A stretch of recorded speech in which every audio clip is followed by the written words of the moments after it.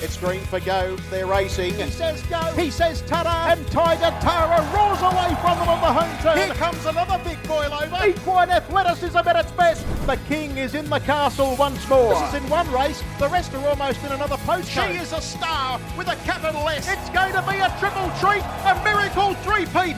Ladies and gentlemen, you have witnessed history here at Menangle. What about that? It's getting right up on the sprint lane and it's going to bolt in. Hello and welcome to the Sunday session. My name is Greg Hayes and this podcast is part of the offering from Harness Racing New South Wales under the Sprint Lane podcast. Great to have your company as I prepare to sit down and talk harness racing for the next half hour or so. The Inter-Dominion, done and dusted, and now we set our sights on the Eureka, the world's richest harness race right here in New South Wales at Menangle. I suggested on last week's show I wouldn't be surprised to see at least one slot holder make an announcement during the week, and we only had to wait until Monday morning when John Singleton announced he'd locked in the Luke McCarthy-trained Hesitate to run in his slot. Now, John has a team working with him, which includes Graham Campbell, the former chairman of Harness Racing New South Wales, and also Jason Turnbull, who's been having a bit of success after that treble out in the Western Districts that I mentioned last week on the show. Now, the Brains Trust has put their heads together and locked down Hesitate, the 3-year-old.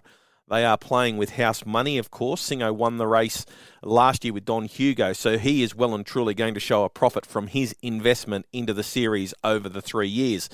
I admit, after year one, I thought it was a big ask for 3-year-olds to take on the 4-year-olds, but Bay of Biscay showed the younger age group can be competitive and nearly pulled off a stunning result last year. Of course, he has already been locked in. That's Bay of Biscay by Rob Watson, and he looks a standout, especially after winning the Chariots of Fire early in the year. However, it does look a really even crop outside of Bay of Biscay, and with the advantage the 3-year-olds get at the barrier draw, it made some sense to lock in Hesitate. Luke McCarthy doesn't put wraps on horses too often, but he has spoken glowingly of this horse.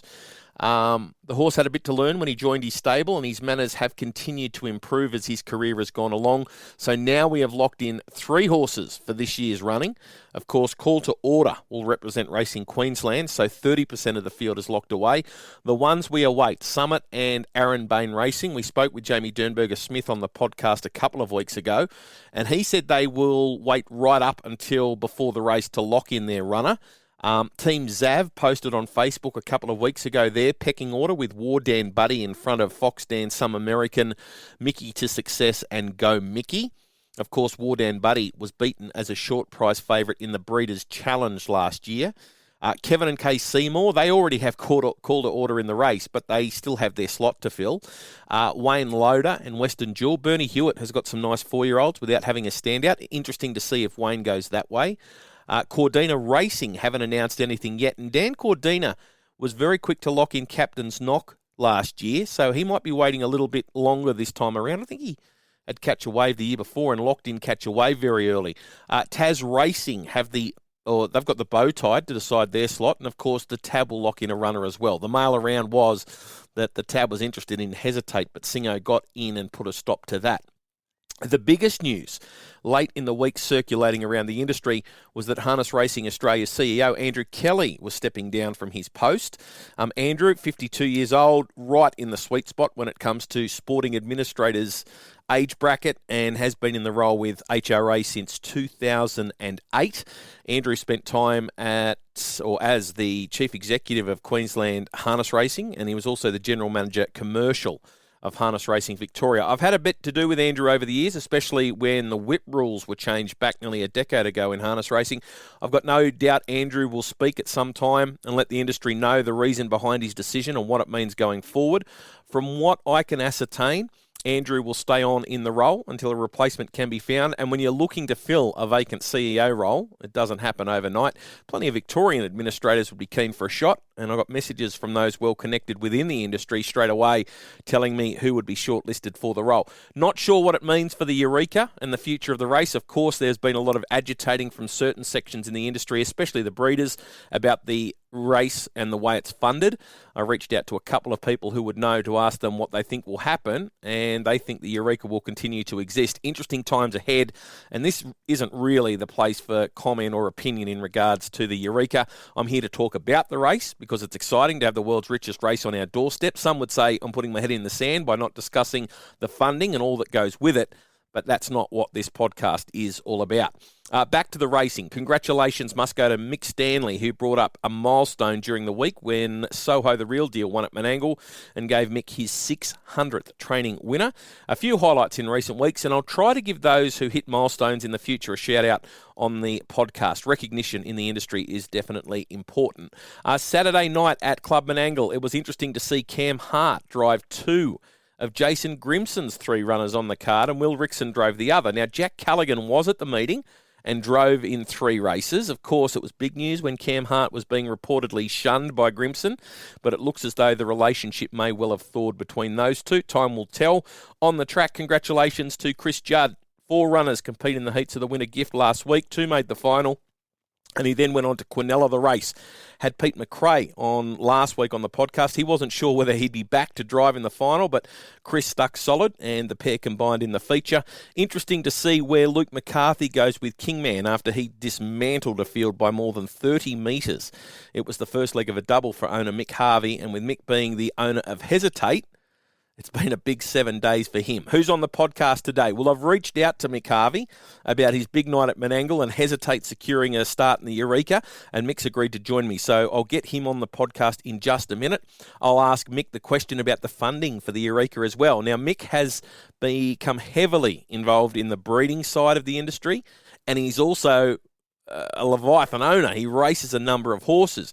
He has recently taken all of his horses out of Victoria and got most of them in New South Wales. So there's a fair bit to talk to Mick about. Looking forward to catching up with Mick, who I've known for a number of years. I also want to talk to Chris Judd on the podcast after his effort of running 1-2 in the Winter Gift. Very astute young trainer going places. I wouldn't be afraid to give Judd a Metro horse. He's done a really good job with a small team, and he's starting to build into something bigger and better.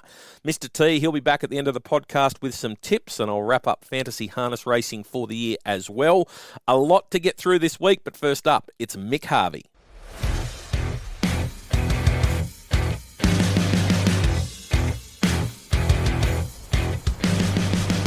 But at the moment, this is darted for home. Kingman comes around the final corner in 26.8, if you don't mind. It's 10 metres in front. At the moment, Vietmanet trying to stay on for second. They were followed by Doug's Flame. Bartello's running home resolutely, but it's all Kingman with 150 metres left to go. It is absolutely braining them at the moment. It's the best part of 25 metres in front. McCarthy grabs hold, sits up and says, "Cop that." Down to the line, it bolts in by about 30 metres. That's one of the biggest Metro wins you'll see anywhere as far as margins go. It absolutely spanked them. Well, I'd planned to put a call into Mick Harvey after it was announced that Hesitate was going to go around in the Eureka, but then it sort of stamped it when Kingman came out and absolutely obliterated a field at Menangle on Saturday night, and then he doubled up because Millie Me won as well. So plenty to talk to Mick Harvey about, and he's joining me to have a chat. Hey, Mick, how are you? I'm really good, thanks, Hazy. Yeah, I'm pumped up. It's been a nice week. Mate, let's talk about those winners first up. Kingman, wow, absolutely demolished a field at Menangle on Saturday night.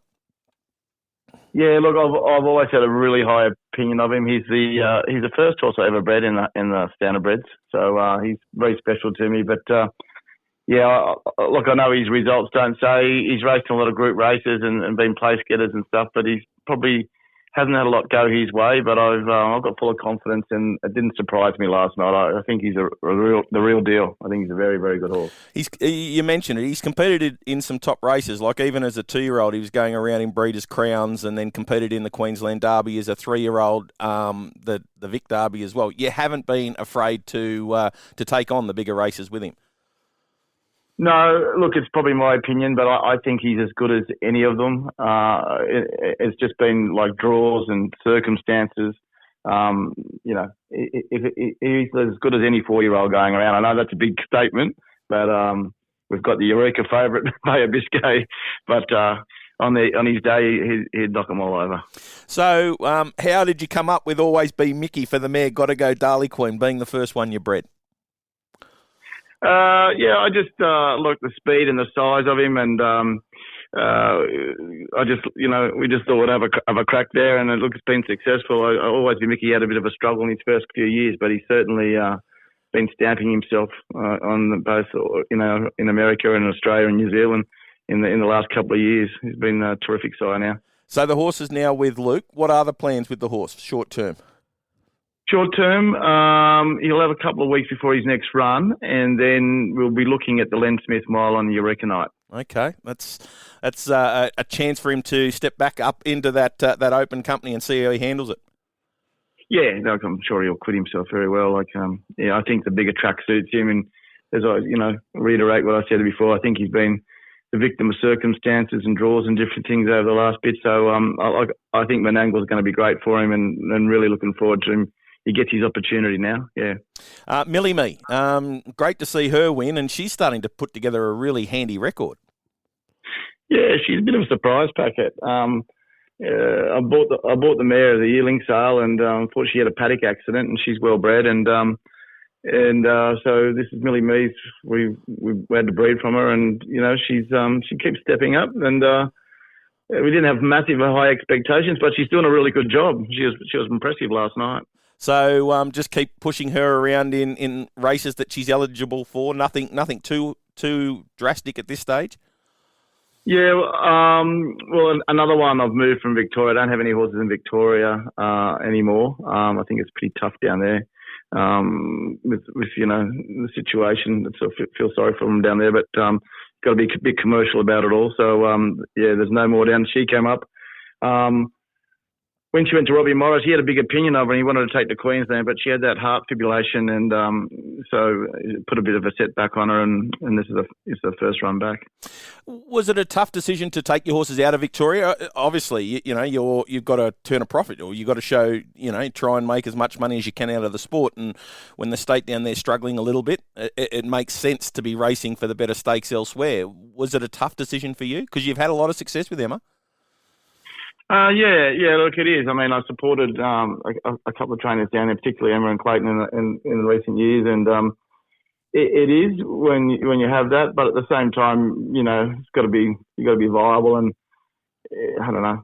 I won't say to be racing for ribbons in a few years, but it's definitely going downhill, and it's a shame because a lot of people invested, and you just have to make those calls, and the whole conditions, so we just had to. And look, I take great joy in being there on track. Like, I actually went to Menangle last night. It was fantastic. So in the backyard is really, really good. So I enjoyed that as well. Mate, the big announcement during the week, Hesitate is going to race in the Eureka. I know there'd been a few different slot holders make contact. What made you decide to lock one in and go? Were you so happy with his run in Queensland and thought, look, it's time to lock in a slot? Oh, look, you're right. We had some feelers, but there was some more feelers and no one. So it was like first in best dressed in a way. Jason come and contacted me, and I met Graham Campbell on Saturday night up at Queensland last Saturday week, and it was good. And I think the decision to go make it early is a good one in respect that we didn't need to sort of like chase races to get in, or are we going to be in, aren't we going to be in?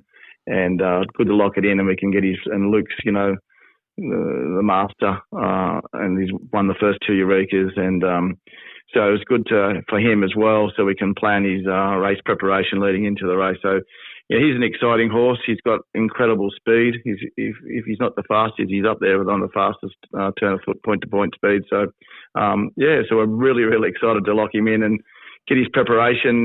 We can sort of plan it out now, and we know where we're going to be. I've heard Luke talk so glowingly about this horse. He thinks he is the real deal. Yeah, it gives you a great confidence when he gives a horse a rap. He's been on plenty of champions over the years, and a lot of good horses. And so if he gets enthused about something, you got to take notice, right? Yeah, for sure. What's the story with him? Because you own him, but then you lease him out, and you're part of that lease group. Is that the way it is?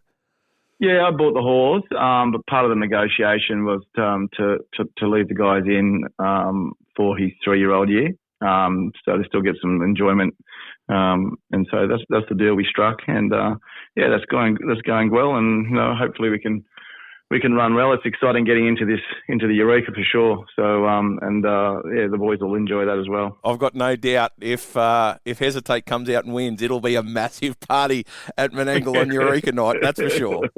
Yeah, exactly. Yeah, no, it can't come fast enough. It's really exciting. It's not that far away, actually, early September. So, yeah, it'll be upon us before we know it. And, mate, when that horse started its racing career, I'm not sure, I'm going off memory here, it might have even been one of the first 2-year-olds of this year in 2024 that it came out and won, and he demolished a field by nearly 20 metres, and he ran a cracking time. So he's been on the radar of a lot of people since he debuted. Yeah, for sure. Like, there's no doubt questioning his potential. Yeah, it's also probably well known that he was a quirky horse and his manners weren't the best. And I think nearly every second race he'd gallop or find some trouble. But I was happy enough to take the chance and punt and invest in him. So contacted the guys and we come to a deal. And now with Luke, he's sort of, in his last 4 or 5 starts, he doesn't even look. He's really tractable and he's well mannered, and he's going terrific. Yeah, he's. Will he have too many more starts? Has Luke been telling you what he's going to do in the lead up to the Eureka? Yeah. Well, 1 to 2 starts, I think he'll have leading into the race. Yeah. And being a 3-year-old, they get the preferential draw, so it's. So that's an advantage. And I do think this crop of 3-year-olds is really, really good. That's taking nothing away from the 4-year-olds. And look, we don't know what the makeup's going to be at this point in time. But like hypothetically, if there's 4 3-year-olds, he'll draw 1 to 4. So that's ideal. Mate, you're a breeder. The Eureka, it's very polarising. What are your thoughts on it in terms of, you've got a horse through to it, but paying the levy to fund the race. What are your overall thoughts on the Eureka and the way the race is funded? Yeah, look, I wouldn't say that I'm an expert on it, but I still have an opinion. I won't sit on the fence for you. I think that the Eureka and the slot races is great for racing. It gets some publicity. You get some different people involved that you wouldn't normally. So it's great for you get John Singletons and you get some airtime, some media and stuff. So that's great for the sport. The funding side of things, I think, this being the 3rd year, it's probably a time now where it could be reviewed. We've had 3 years at it. It is polarising, as you say, and potentially you could look at how you split and spread that money out across the racing industry, and probably now's a good time to have a look at that. There'd be different ways of funding the Eureka, with your sponsorship and all the different slot holders and the costs and everything like that. So it's probably more fairer if that money from the stallion fees was probably spread across the whole industry, in my opinion. Before we let you go, must ask about Ripples and Rewatch, of course, the horses that competed so well for you at Bathurst. We haven't seen Ripples for a while. Last time we saw her in Australia was that Bathurst Gold Tiara. What's the latest with her? Yeah, we sent her over to New Zealand because I bred her in New Zealand, and she came over and she did a great job winning the Tiara. She's back over there. She won a race and she went out for a spell. She's back in there. She's back in actually on Friday in work. She's with Mark Jones over there. She's eligible for a couple of really good races, the sires and everything over there, and then she'll come back over to Australia in the new year, towards the end of the year. Okay, and sorry, keep going. Yeah, Rewatch. Yeah, she'll probably come. Yeah, Rewatch. Look, he was in the proto. He galloped. There was a bit of havoc in that race right from the start all the way through it. So he's gone straight for a spell. It'll probably do him the world of good. He's a nice horse. I mean, it was pretty exciting in the Bathurst Carnival. Almost Cornelled both of them, Tiara and the Crown, first and the second. So yeah, he's a nice horse. He'll come back later in the year as an early 3-year-old. So looking forward to that as well. Yeah, it's an exciting time in racing for you. You've got plenty of nice horses going around and competing in the big ones. So that's exactly where you want to be when you're pumping in as much money as you are. Yeah, exactly. I mean, there's as much as all that's the headline stuff, there's behind the scenes too, there's you've got the bills, and then you've got some of the disappointments, and some of the few of them go by the wayside with injuries and different things. So so it's good. You got to enjoy those moments, Hazy, when you get those opportunities. It's fantastic. Are all your horses in New South Wales now, or have you got some in Queensland? Pretty much all in New South Wales now. Yep. That's it. But Queensland's doing a good job too. They've resurrected themselves, haven't they, in the last few years with their breeding bonuses and their racing program. They're doing a great job. Well, mate, great to catch up with you. Congratulations on what was a stunning night at Menangle, and then, of course, good luck with Hesitate in the big one in only a few weeks' time, 6 or 7 weeks' time. Cheers, Hazy. Thank you. And into the straight, the leader still giving something is Zelda William, but Monte Fiore, and also getting into the fighters, Jillaby Fabio. They're clear of the others. Where's Fashion Icon? It's in a lot of traffic and can't win, but Jillaby Fabio can. It quickly hits top gear, puts paid to them, and Jillaby Fabio beats second home. On the inside there was Alda William, and Monte Fiore will get third. Do you want to see a stable on the upward spiral? Well, look no further than trainer Chris Judd. His stats tell the story. 2023, 139 runners, 16 winners. 2024, it was 100 runners for 15 winners. So one less winner, but a lot less runners. And then 2025, we're at the end of July, he's had 26 winners from just 101 starters. He's only 28 years old. He not only won the winner gift last night at Menangle, he quineled it, and Chris is joining me to have a chat. Congratulations, Chris. Well done. Thanks, Craig. It was a really good night and really pleased with the results of the team. Jillaby Fabio, I think he's now had 14 starts for the stable, and that was his 6th win, so you've got him going really well at the moment. Yeah, he came to me with quite a good record as a 2 and 3 year old, and he sort of just probably was a little bit a victim of the rating system as a 4-year-old down there at Wagga, and was having to race in some pretty high graded races, and so his owner, Tommy Gamble, decided to send him up to Sydney and give him a go. And since he's been here, he's done a really good job. So, last night was a really good result for him. Going into the winter gift, you had runners in the 4 heats, and looking at the prices going into the heats, the 2 that you probably thought would get through, Invitation Only and Vietman didn't, and the 2 rougher runners got through from your stable. Did you think, were you hoping 1, maybe 2 horses into the winter gift? What was the plans going in before the heats?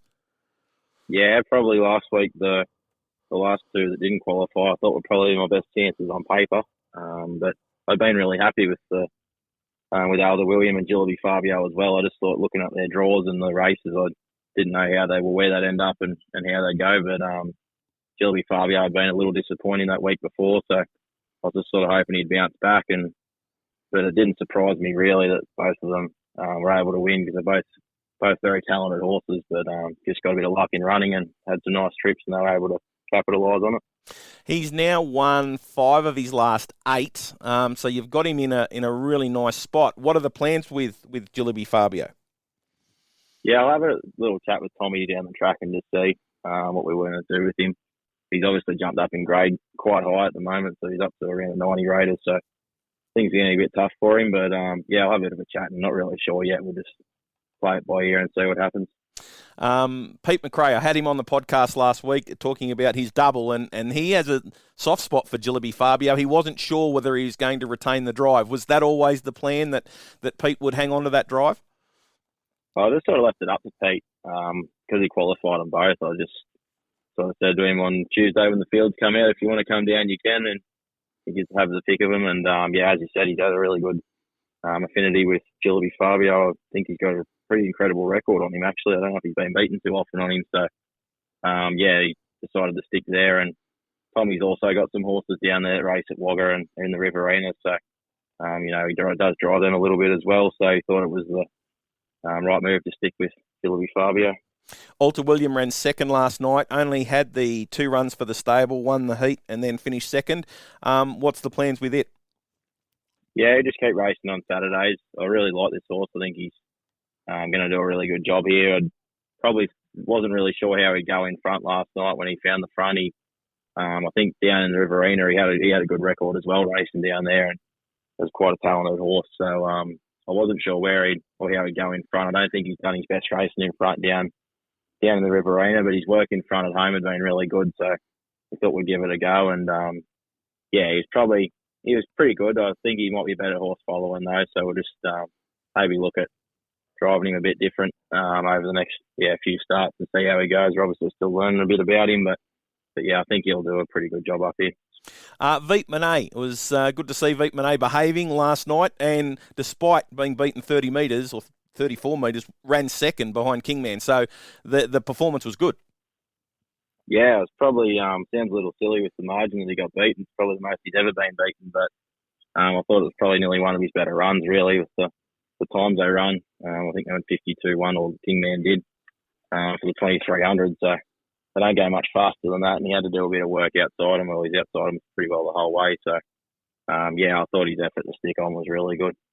Mate, one horse that's been a real winner since it's arrived at the stable, and look, it had done a great job for Ricky Ouch and banked plenty of money for its old connections, but Montalbano last night ran third, but just continues to earn checks, wins races, and has done a great job since joining the stable.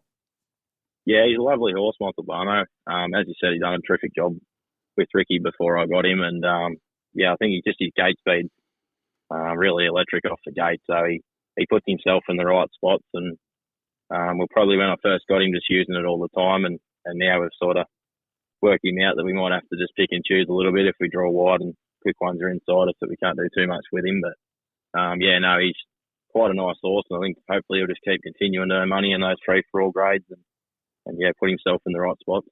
Do you dare to dream? Will you look at the Len Smith, or is that shooting a bit too high?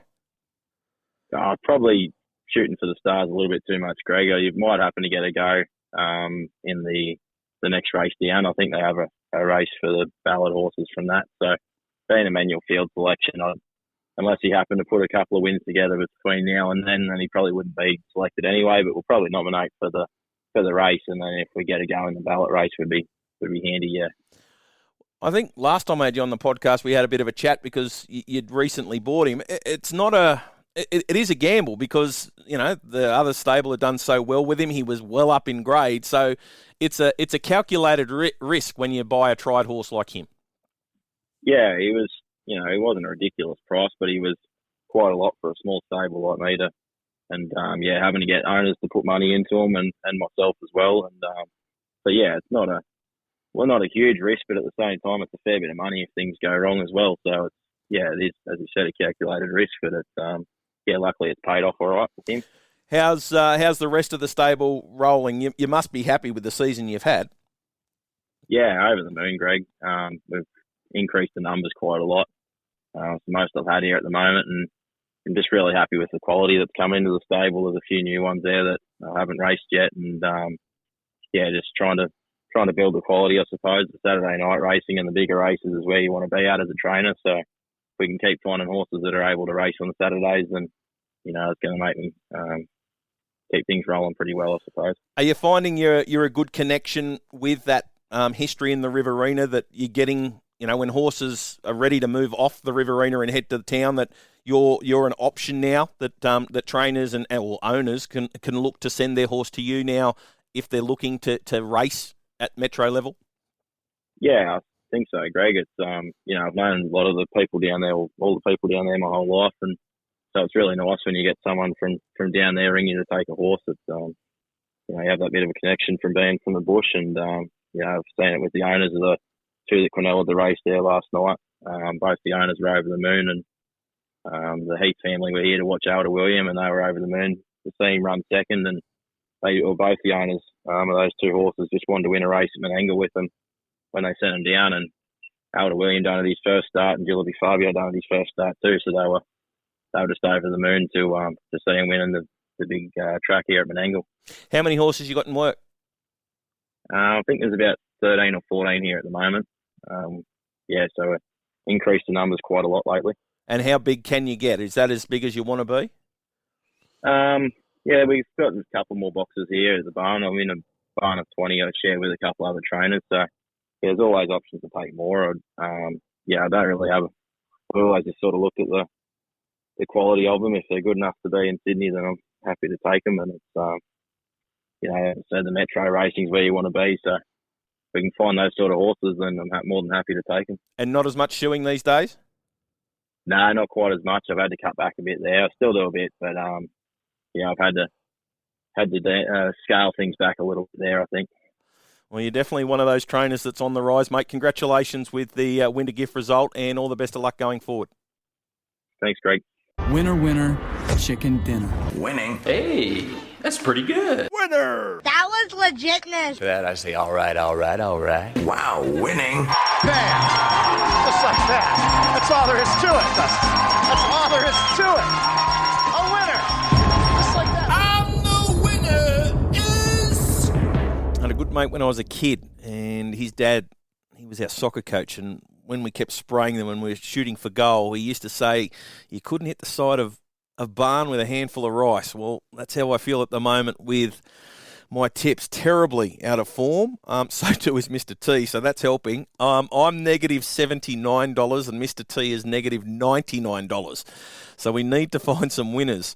It's been pretty quiet in winter for both of us.